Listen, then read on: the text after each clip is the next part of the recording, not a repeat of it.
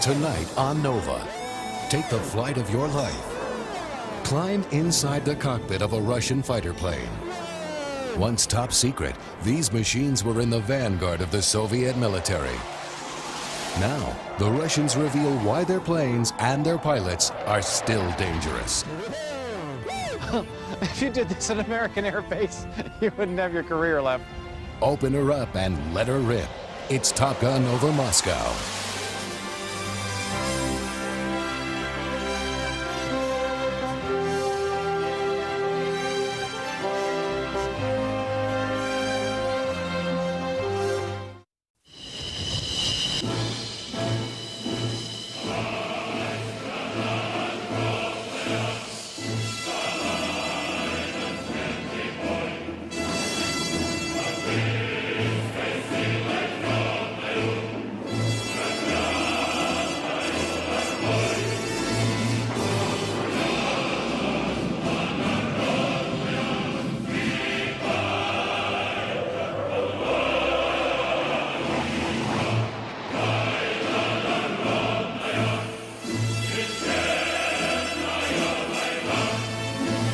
Forged of revolution, 2 world wars, and decades of Cold War fears, these powerful fighter jets were the pride of the Soviet Air Force.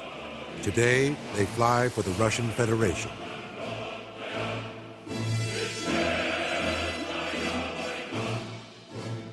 For nearly 50 years, the United States expected to do battle with these men and machines.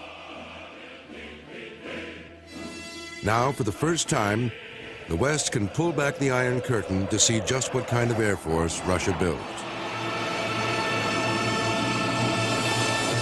Yeah, I've got to tell you, the Russians are pretty good pilots. I mean, those guys, you get in the right circumstances, are going to be could be a very lethal force. I'll put it this way. A pilot in an F-18 and a pilot in a MiG-29 should be friends. I wouldn't want them to come into conflict with each other, to fight against one another. They're no dummies. I mean, those are some pretty smart people over there and heroic people. Many believe it would have been a close contest. America's jets and pilots against Russia's. But they would have approached the battle very differently. Kind of the whole philosophy of Russian fighters is rugged nature, max performance, passive weapons, ease of maintenance in the field. All those combined into one philosophical bent that is quite different from Western fighters.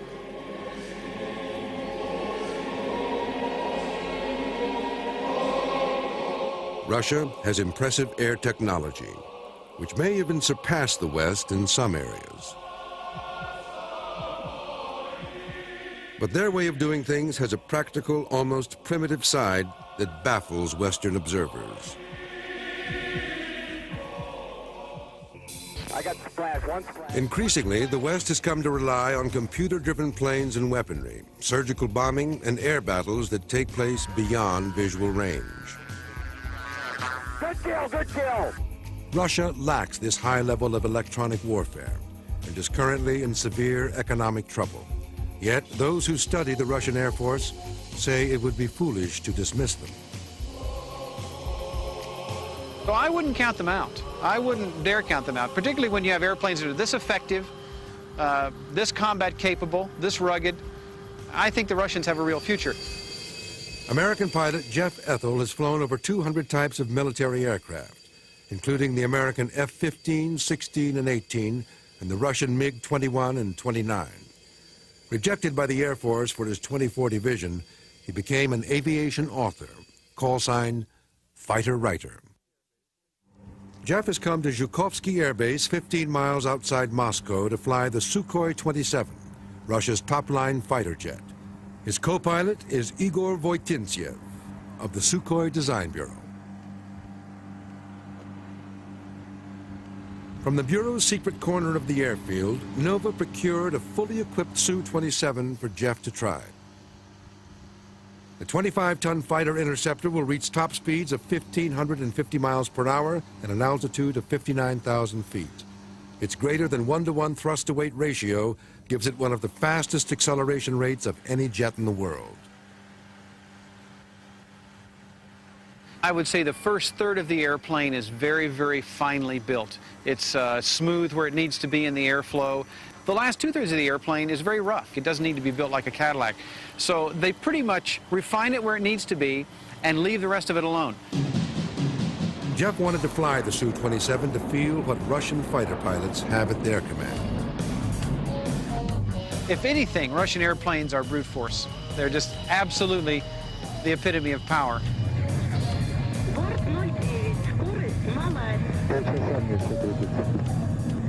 And the first thing we did was a terrific low level. And Igor was quite happy to be right down in the street. Igor said, here, let me take it. We went down into a riverbed. And I mean so low that we could see the distinct trees coming by on either side of the riverbank. Low-level flight is dangerous, especially at a blistering 650 miles an hour. But Russians have always valued the ability to fly low in support of their ground troops and to evade radar detection. Then just pointed the nose up, went into afterburner, punched through the cloud deck, and the first thing we started to do was a series of rolls. I show you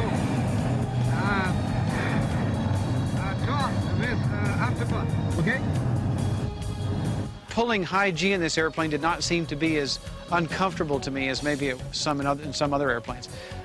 Probably not as good as an F-16 because you're lying down a bit, but certainly easier than most airplanes that you sit up in. Little overshoot.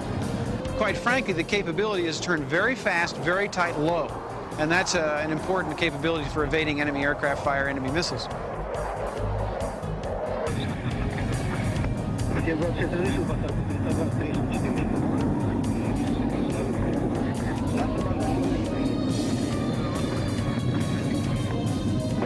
And I said I would like to do a few rolls. He said, fine, we'll just do them over the runway. I said, no, I mean a couple rolls. No, just fly to the runway. I'll give you the heading. And then when you come down, I want you at 50 meters or less. And we'll come down, and then I want you to roll it and pitch up in a half loop for landing. So here we come, roaring across the runway. I mean, zipping along, and I'm figuring I'm pretty low. He says, you're not low enough. So bump the stick a little bit forward, and down we come. And I mean, we were low. Okay. Yes, sir. If you did this at American Air Base, you wouldn't have your career left. There are many striking contrasts between Russian and American air bases, not the least of which is overall appearance. In the United States, daily FOD sweeps for foreign object damage clear the flight line of the smallest bits of litter that could wreck a jet engine. At Russian airfields, metal scrap is tossed in the open. The grass is allowed to grow tall, even on the runways. Birds, lethal to an engine if sucked inside, gather freely in the fields around the tarmac. To the Russians, there is an undeniable logic behind the mess. After all, the field of combat would hardly be cleaner. Walking around a Russian air base is quite a unique experience for an American who is used to seeing everything picked up and nothing that can get in the airplane, and here that isn't the case. It doesn't need to be. Russian jets are designed to perform in less than ideal conditions. Retractable titanium grates protect the engine intakes on the Su-27, 30, and 35. The MiG-29 has doors that automatically shut on its intakes to keep them from inhaling debris.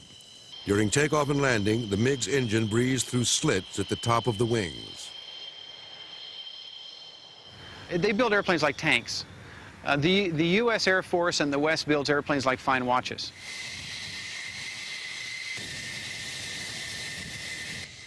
The U.S. builds sleek, sophisticated fighters that require teams of trained specialists to service them. Leading the pack are the Navy's big F-14 Tomcat. than the F-18 Hornet. Small and agile, the F-18 is good for both ground attacks and air combat.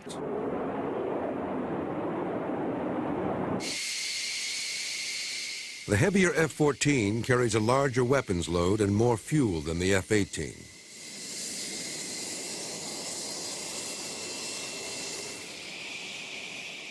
The primary jet of the U.S. Air Force is the single-engine F-16 Fighting Falcon. It provides excellent visibility, the fastest, tightest turn rate of anything in the air, and pilot comfort. The lightweight plane fits around the pilot like a glove. He doesn't so much fly this jet as wear it. The F-16 is the Porsche of airplanes. I mean, it handles great, it goes fast, it feels good. Your seats recline to help you with the G-forces. Everything's right out here like a big video game, and it's a sweet ride. While the Russians admire American planes, they consider them almost too delicate for the rigors of war. Our military aircraft was designed for battle. It's built for war, not to just stand there and look pretty. Here, behind me, you have an example of this. You can't break this plane. You could land it on its fuselage, and they'd come out, pick it up, lower the landing gear, clear the engine, and you could take off again. We go at it with a scalpel, trying to very, very carefully hone the capability, build the weapon. They go at it with a sledgehammer. Two design bureaus, originally under strict control of the Soviet government, are responsible for the look and performance of Russia's top fighter jets. The Mikoyan Bureau created the MiG-29, a small, potent fighter for close-in air duels, and the MiG-31, a long-range interceptor for patrolling Russia's vast borders. From the Sukhoi Bureau came the Su-25, a flying tank for ground support missions. Sukhoi also developed the Su-27 and the Su-35, both fighter bombers.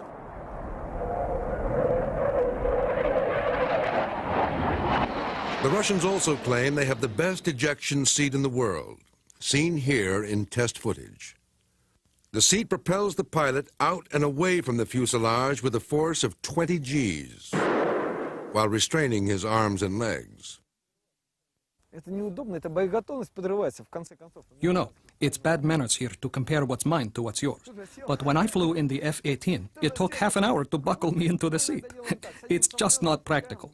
In the final analysis, this can really reduce the battle readiness of America's Air Force. Here we just jump in and buckle up. In your planes, one person can't do it himself. You've got hands and legs going everywhere. The Paris Air Show of 1989, the world saw a dramatic demonstration of the Russian ejection seat, when test pilot Anatoly Kovalyov bailed out of his crippled MiG-29 at less than 300 feet.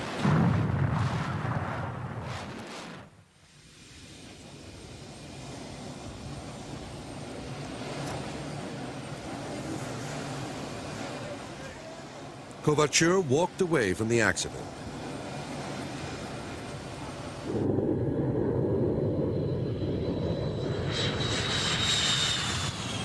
Russian jets also have fire-resistant fuel tanks, which kept this MiG-29 crash on takeoff from exploding into a deadly inferno.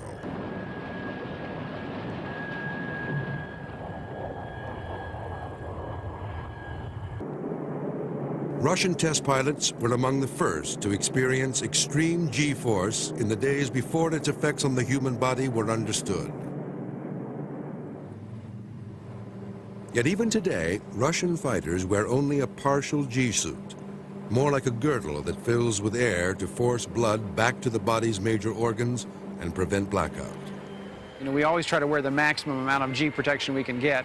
Now we're even talking about full G-suits that go from your neck all the way down. In Russia, there's also maybe a bit more of a, I'd say, a macho attitude toward flying. They sometimes do not wear G-suits in their airplanes. Sometimes wear an abbreviated G-suit. So in the West, we'd probably be a bit shocked at that. In the breakneck race for faster, deadlier fighters, Soviet Russia and the U.S. built machines that reached speeds in excess of Mach 2, twice the speed of sound. Maneuvers in the Su-27 or F-16 can put up to 9 times the force of gravity on the pilot. But it is how the two countries employ this technology that sets them apart. Russia's Air Force believes in preparing for the close, dirty air duel, where pilot skill and maneuverable aircraft are the keys to victory. Part of the difference in mentality between the Russians and the West as well has been the belief that the dogfighting mission has never left. Over the years, we as Americans have always tried to ditch this mission. After World War I, we said the dogfight was over. After World War II, the dogfight was over. Then no, then after Korea, no, now it's over. The Russians have always believed in the dogfight. They've never left it. All of their airplanes reflect it. In the West, Russian pilots were often seen as unimaginative flyers, slaves to commands from the ground. In reality, they are quite innovative and daring. They perfected this maneuver, which they say can only be done in their Su-27 class of jets. Known as the Cobra, it resembles that deadly snake coiled for attack.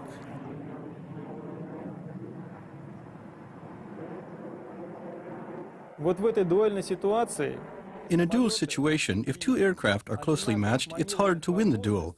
The Cobra lets a pilot who's being pursued rise above and slide behind his adversary, thus becoming the pursuer. The designers and pilots hope that with the aid of this Cobra maneuver, this very quick short-term jump to a high angle of attack, we hope to be able to fire a rocket or get into range to use a rocket. It's a last-ditch maneuver. It's something a pilot would do to shake somebody off of his tail. It's very effective for that. But again, it's something we normally don't do in the West. The Cobra recalls an earlier time in Russian history when another, even more heart-stopping maneuver was adopted, the Taran, or deliberately ramming an enemy's airplane.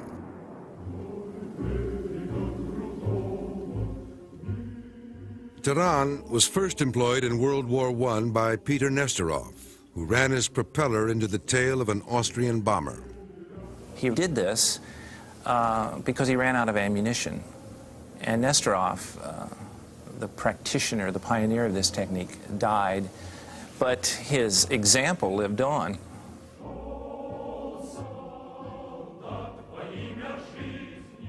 In World War II, which Russian calls the Great Patriotic War, the Taran reappeared.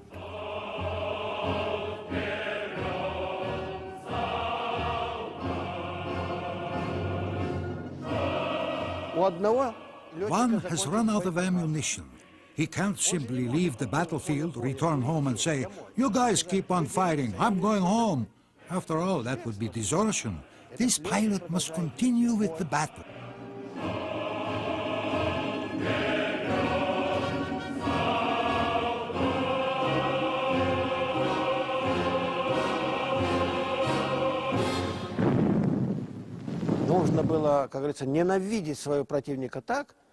They had to hate their enemy a lot to be capable of doing this, and we call the pilots who were capable of doing this strong in spirit. It was only the strong in spirit who could carry out attacks like this, and we know that the fascist pilots did not do this type of attack. They were too afraid. For the Soviets at the beginning of the war, it was a pretty good calculation to take an I-16 fighter, a pre-war obsolete fighter, and ram it into a high-performance modern German bomber. I mean, the trade-off was very compelling. And awaiting you would be the highest award the Soviets gave, Hero of the Soviet Union. The first Taran hero who survived to tell about it was Viktor Talyagin. He later perished in his second Taran attempt. Russia claims over 600 such kills during the war. But Taran was not a suicide mission like the Japanese kamikaze. The Russian is more studied. It has a certain element of desperation about it. It has the same sort of courage the Japanese had, but it has no religious underpinning to it at all. It's kind of an expedient thing to do. It comes out of a calculation that's made in the midst of battle. And most important, it's voluntary. You know, you're not part of a group Tehran pilots. There were never anything such as that. Russia's was a difficult and bloody path to high technology, through revolution, 2 world wars, and Stalin's purges. Throughout the 20th century, there's always been a tendency in the West, particularly among Anglo-American observers, to discount Russian aeronautical achievements. It was the Russians who invented strategic bombing in World War I, using squadrons of their 4-engine Ilya Muromets biplanes. The plane was big, it was huge. In fact, it was the first really big airplane in the world. But German aces and small fighters began shooting these planes out of the sky. The aerial dogfight was born. With cockpit-mounted machine guns and pistols, pilots in the Imperial Air Fleet of Tsar Nicholas II honed their dogfight skills. They were the sons of aristocrats, their planes mainly French and British models. When Russia's Civil War erupted, a mix of these same foreign planes battled each other in the struggle of the whites against the reds. It was the last stand for the Tsar's Air Force. In 1917, the Bolshevik regime took up the banner of combat aviation, along with a new breed of pilots. Lenin felt that, like a lot of people did in the 20th century, the airplane was emblematic of everything that was modern. So the Bolsheviks did show an early appreciation of aviation, and later on under Stalin, they of course would showcase it as one of the great achievements of the Bolshevik regime.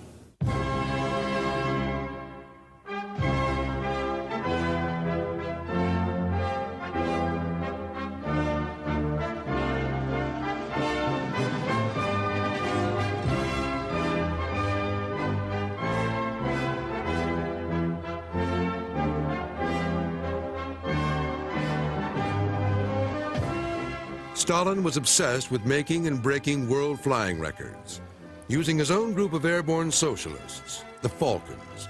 The most famous, Valery Chkolov, was the first man to fly to the North Pole. But even as he staged these spectacular events, Stalin was ridding Soviet aviation of undesirable elements. The officer corps was just decimated. And great designers like Andrei Tupolev, who designed all those marvelous aircraft, including the Maxim Gorky and the bombers, he was also arrested. And between 1939 and 41, he was put to work in Moscow in a prison workshop. In our worst moments, we never treated our aeronautical community that way. Stalin's concept of Soviet technical progress reached its most absurd dimensions with the gargantuan 70-ton Maxim Gorky. It had red wings, 8 engines, and speakers that broadcast propaganda to the cheering crowds. It ended in ill-fated flight in an aerial demonstration when a smaller aircraft endeavored to do a loop over the Maxim Gorky and crashed into the wing. The Gorky's demise foreshadowed the start of the First Great Air War. In June 1941, the Third Reich's Operation Barbarossa laid waste to the mighty Red Air Fleet still parked on the ground. It was a stunning blow to Stalin and the Soviet people, who thought their air power was invincible.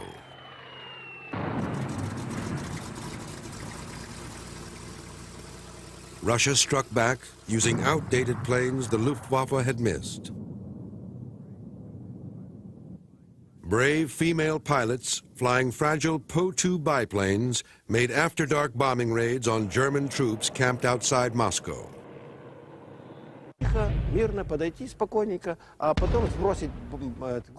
Quietly, coolly, they approached the target, dropped the bombs, and then got out of there.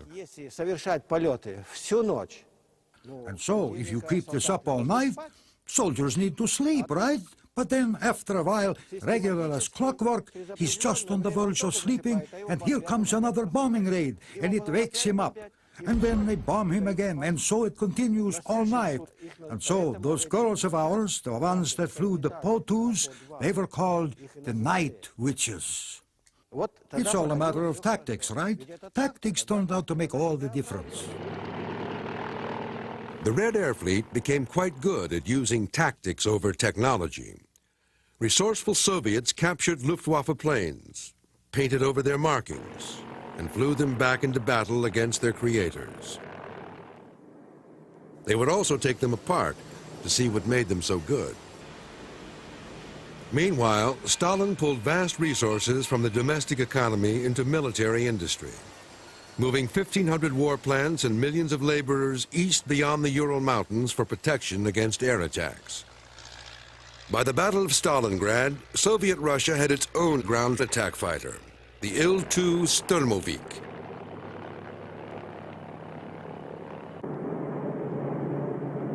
Sometimes machine gun fire at oblique angles would just bounce off the aircraft. It was very sturdy, very difficult to shoot down because of its resilience.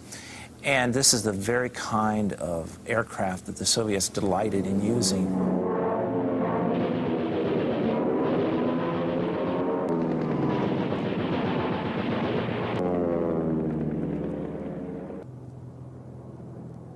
In the battle over Kuban in 1943, Soviet flyers overwhelmed the Luftwaffe with their improved dogfighting techniques, led by their top ace with 59 Nazi kills, Alexander Pokrishkin. Это не только воздушный боец, который мог вести воздух. He was not just an outstanding aerial dogfighter, a man who knew how to shoot down enemy planes. He was also a great commander. He taught his subordinates how they too could shoot down enemy planes.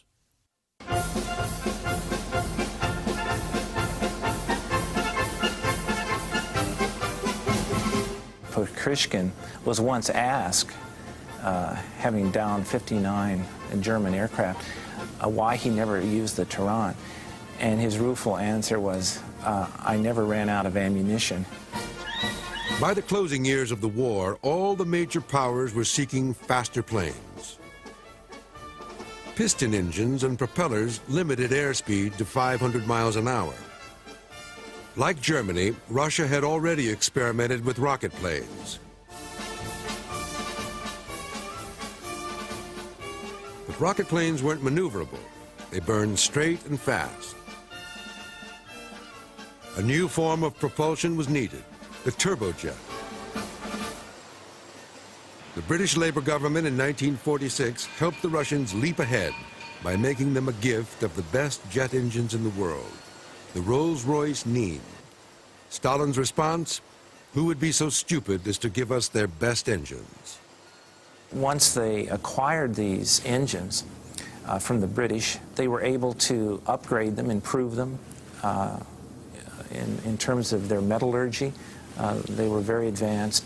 And so by the time you get to the Korean War, they have jet engines that are equal to, or in some cases maybe superior, depending on what you're talking about, to what the Anglo-Americans might have had at that time. That ever since World War II, the Soviets had been building their military strength. Their threat of world domination was real.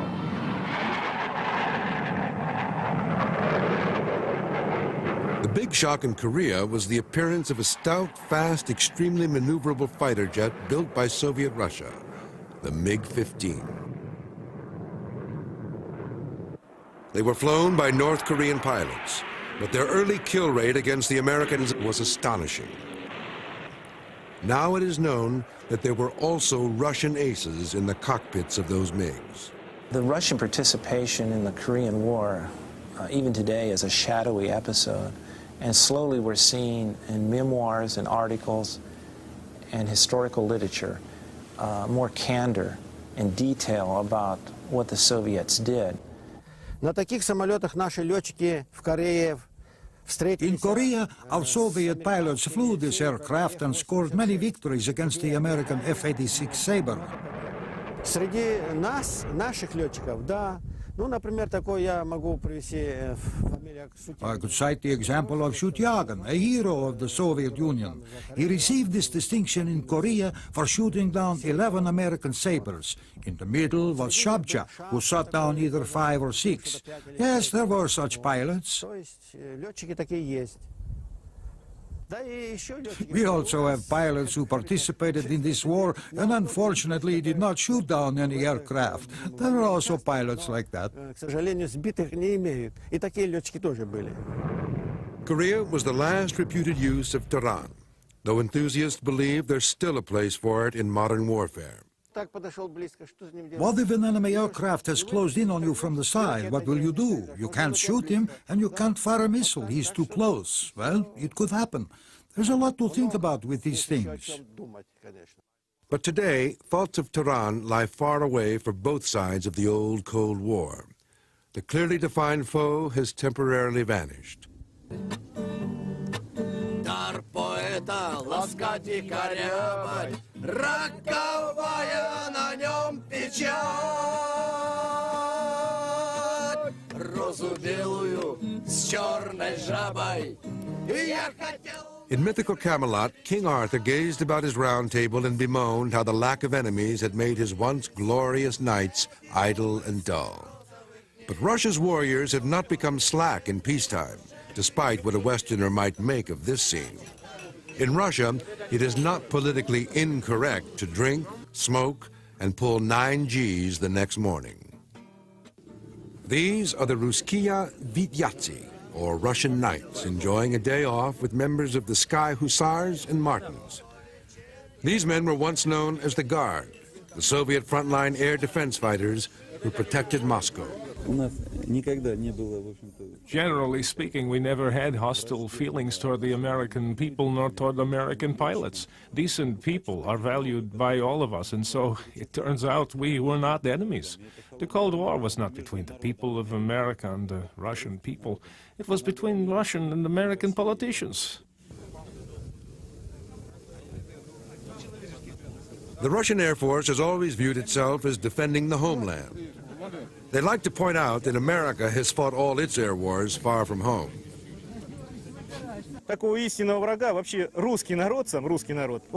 The Russian people never go looking for enemies, because our history has been so very bloody. And so there are no major plans, since we are purely defensive, not offensive forces.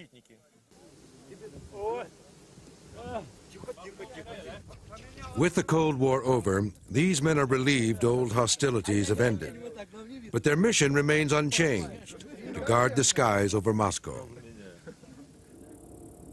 Their home base is Kubinka, tucked in the countryside west of the capital. Once, this place did not appear on Soviet maps.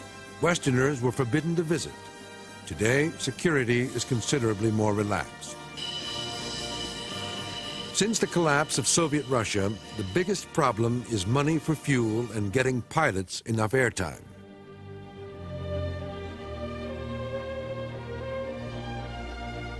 So Kubinka pilots have taken on the additional role of aerobatic flying in air shows, which pays for their practice.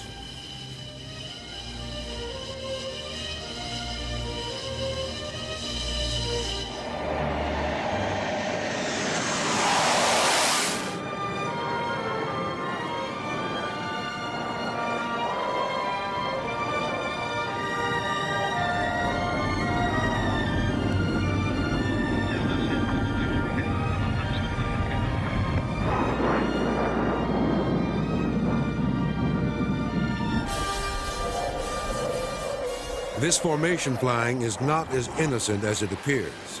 Unlike the U.S. Navy Blue Angels, who fly special stripped-down F-18s, Kubinka pilots fly the same military jets they would take into battle, and they alternate between aerobatic drills and training for actual combat. I can be flying loop-the-loops here today, and tomorrow I'll be at the military training ground, dropping bombs and firing my cannon.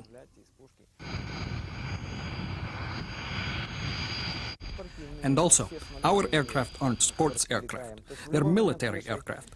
At any time, we can just load up some rockets and take off without any downtime in between. Lieutenant Colonel Alexander Garnev is commander of the Sky Hussars at Kubinka. He has reached the highest level a combat pilot can achieve, that of Luchik Sniper.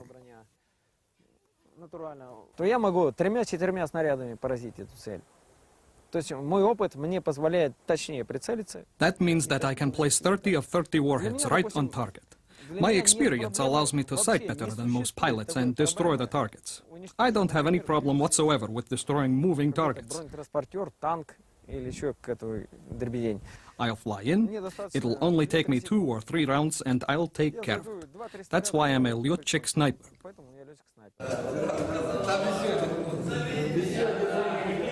Russian pilots sign on for 25 years of service, as they did in the Soviet Air Force.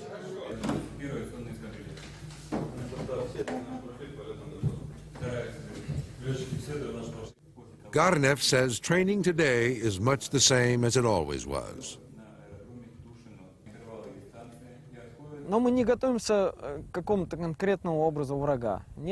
We don't prepare ourselves for any specific enemy. No. We prepare ourselves to be ready to fight.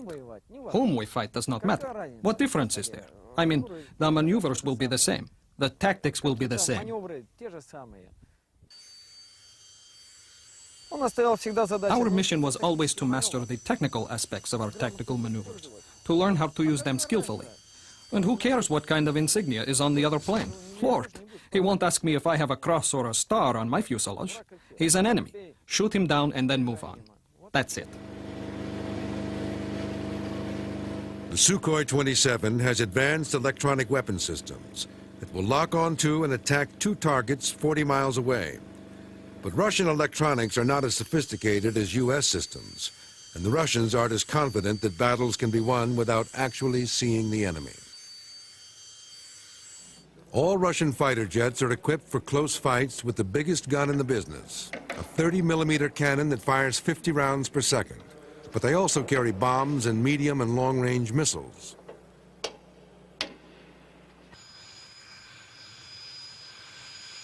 The Russians believe air combat will always degenerate into a tight tangle.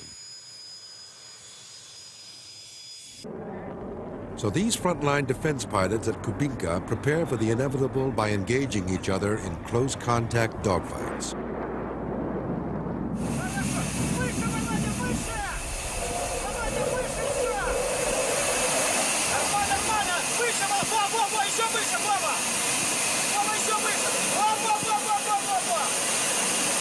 All these airplanes have been dogfighters, and as of yet, they have not left that mission. I think it's smart, because basically once a furball happens, once you get merged in this large fight, you're going to have to visually acquire and outmaneuver your target.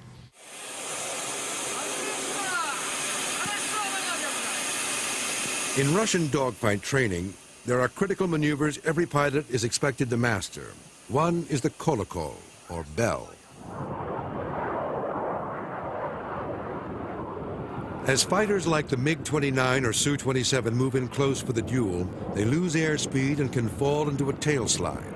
The bell teaches pilots how to correct this potentially fatal situation.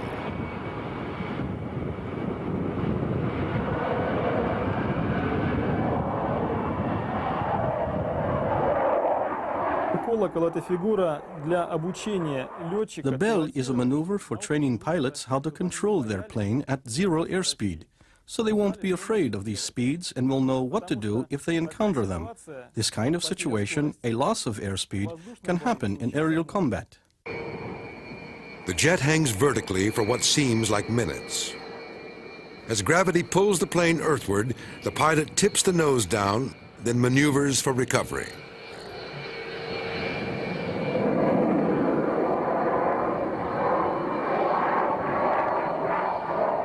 It goes to show you again what the Russians are willing to do to max perform their airplanes. They really want to push them to the limits. They want to know exactly how far this airplane can go in combat and what it can and can't do.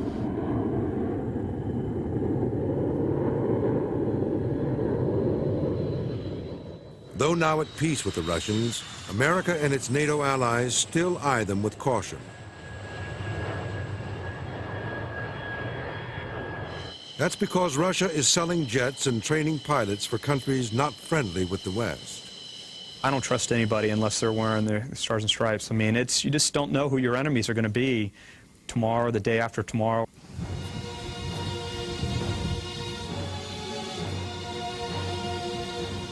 A warrior's sun rises over the Naval Air Station at Oceana, Virginia. Here, a select group of Navy flyers trained to fight an unknown enemy in a Russian jet.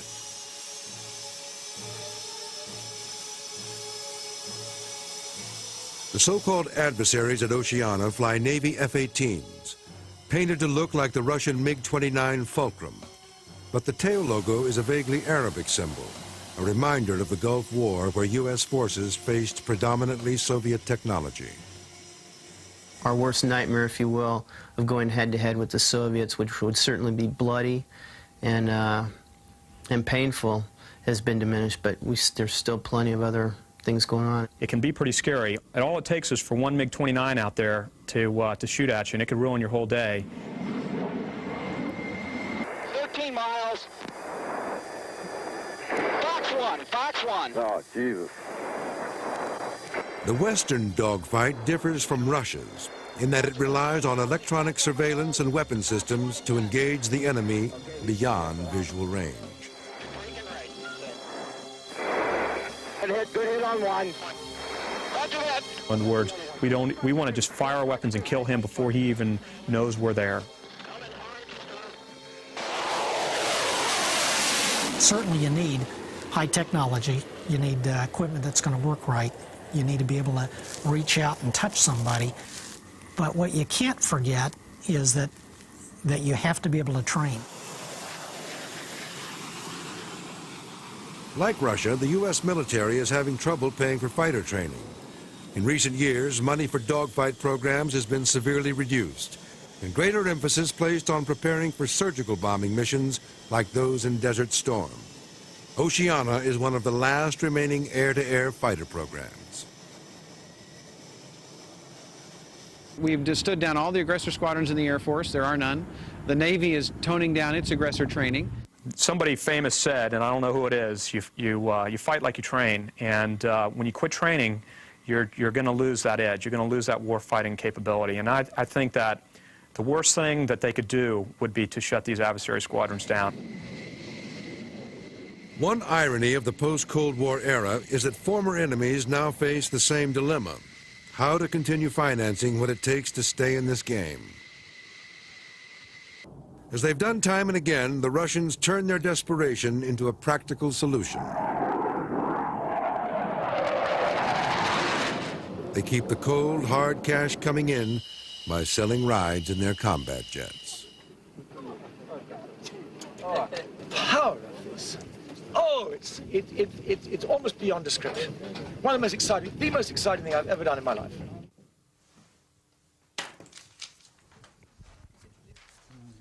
The sacred realm of the Russian fighter pilot is being invaded by Western thrill seekers. A person who is not quite ready for G-loads, there may be the instant loss of eyesight. Oh, okay. But it will pass very quickly. You won't even notice it. John Karasawa, a young California electronics specialist who loves fighter jet video games, couldn't resist when he learned he could fly the genuine article for $15,000. Requirements for the joyride were not very stringent, just the most cursory physical exam. Then a briefing from pilot Alex Garneyev, which assured the student of a gut-wrenching ride. Okay. Immelmann is you make first half of the loop and then half roll. This is Immelmann. And so okay. All others I'll explain you. Okay. We'll mention the order of ejection once more, and then we'll fly. Okay. If you're ready, we'll go and change. I think so.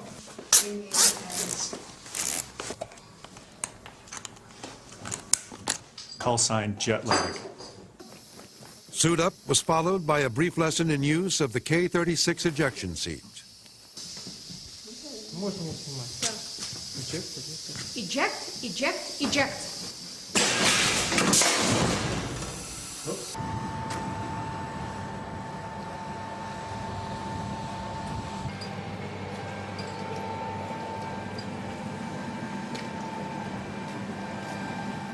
With John buckled into the cockpit, there was one small final detail: signing the release form.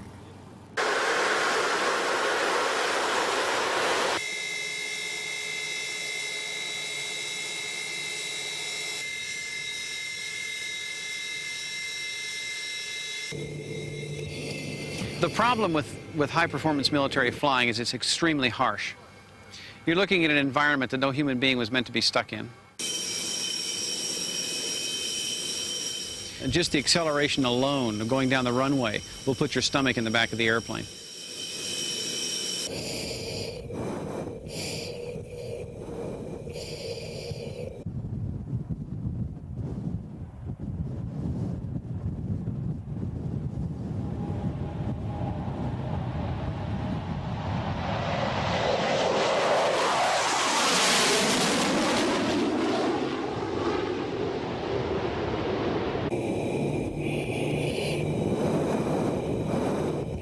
Yeah, fall off the road!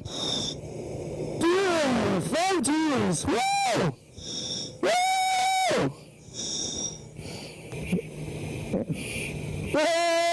Yeah! Woo! You put a person in an airplane like this, and their inner ear spins, they're pulling many G's, they're going upside down.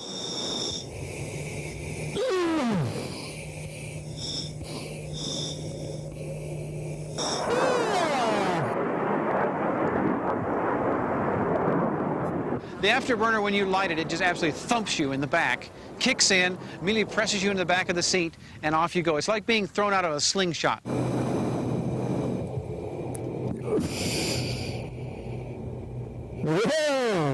The problem is that most people don't realize how violent it's going to be. And as a result, what happens is they get in it, they don't know they're getting sick, and all of a sudden, they're getting sick.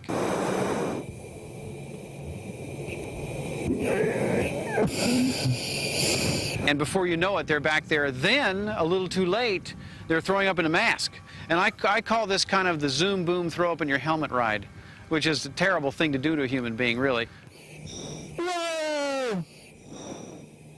Yeah.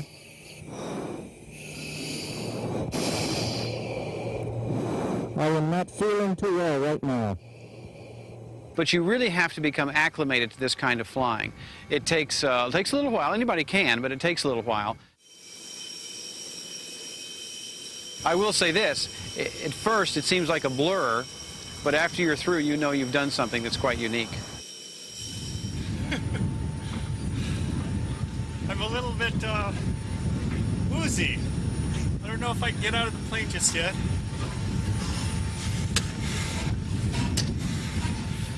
Where's Vladimir? Where is that guy? Oh, come here. Thank you. How are you? Very good. Good.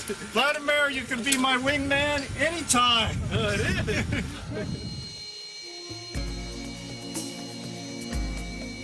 Along with selling rides, Russia makes money selling modified Su-27s to clients like the United Arab Emirates and Malaysia. China just arranged to buy 72 of these advanced fighters as a prelude to licensing their production. The smaller MiG-29 has even more customers. Over 1,000 have been given to the Ukraine by treaty or sold to countries like Pakistan, Iraq, Peru, Cuba, and Vietnam. And it's not just planes Russia's peddling. It's some awesome firepower as well. Not only MiG-29 and the Su-27, but they are now working hard to provide all those modern weapon systems for such old aircraft as MiG-21, because there are over 4,000 MiG-21s all over the world. And if somebody modifies it and establishes new weapon systems, it becomes almost as effective as, say, F-16. Russia is already flying their new Su-35. A 27 with improved electronics, a new wing edge, and canards under the nose for more violent turning capability.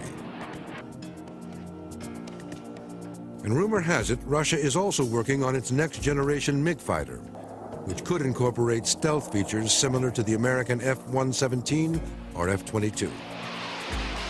Some new technologies are coming, and they're very close, which will allow also to change the whole conception of a maneuverable fighter. Even more than the West, Russia made huge sacrifices in its domestic economy and in human lives to become the air power it is today. Nowhere is that felt more strongly than in this place, where generations of Russian pilots who gave their lives for the motherland are honored. This is the Memorial Cemetery in Zhukovsky. This is a holy place in the town. This is the place where test pilots are buried.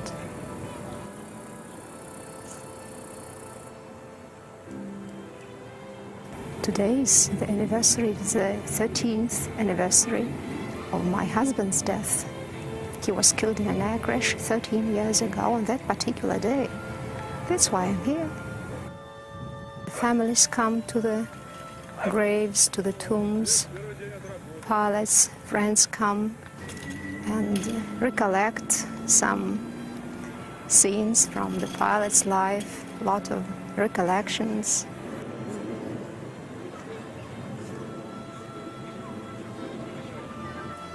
And traditionally, they drink vodka, wine, well, and eat something. Well, this is the tradition. If something is left in the glass, well, usually they leave just several drops of vodka at the bottom, and then they pour it on the grave. Final toast to fallen comrades, a universal gesture repeated countless times since the dawn of combat aviation by pilots of all nations.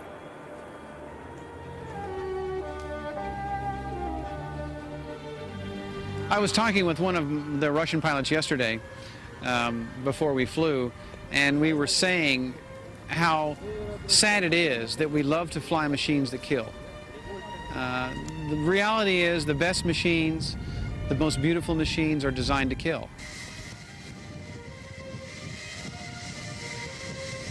It's a very, very strong tug-of-war inside a pilot that he has to think about employing this against somebody that he really would probably like sitting in a bar with and having a drink.